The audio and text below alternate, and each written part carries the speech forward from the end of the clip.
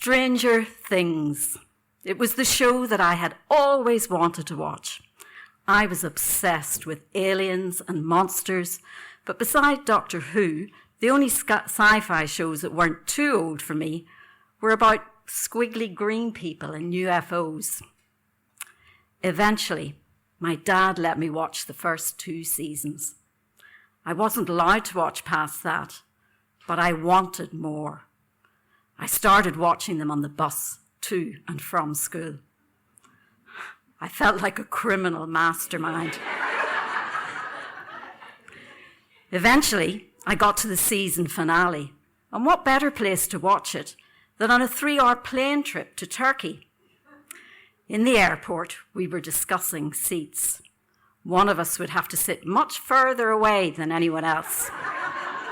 No one would be able to see what I was watching. I couldn't believe my luck. Once I sat down on the cold leather seat, I pulled out my phone.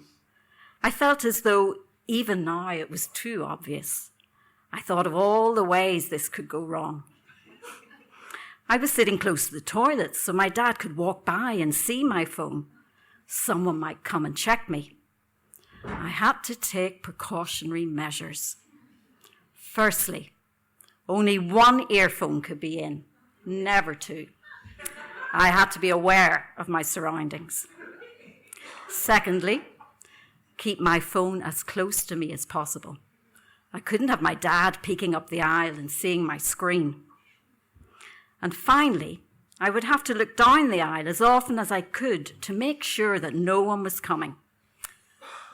Halfway through the flight, and I had followed every rule. It was all going to plan. I was getting tired, and I began to prioritize comfort over safety. I had both earphones in, and my phone was resting on the table.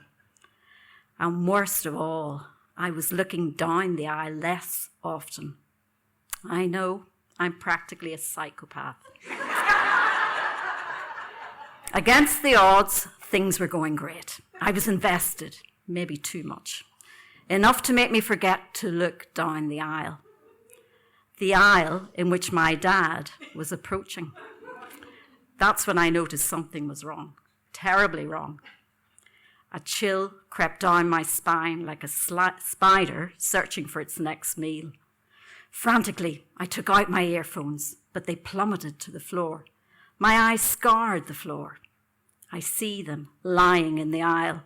I scramble to grab them, but another hand gets there first.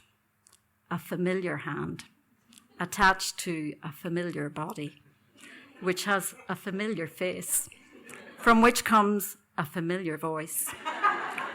The voice of my dad. "What are you watching?"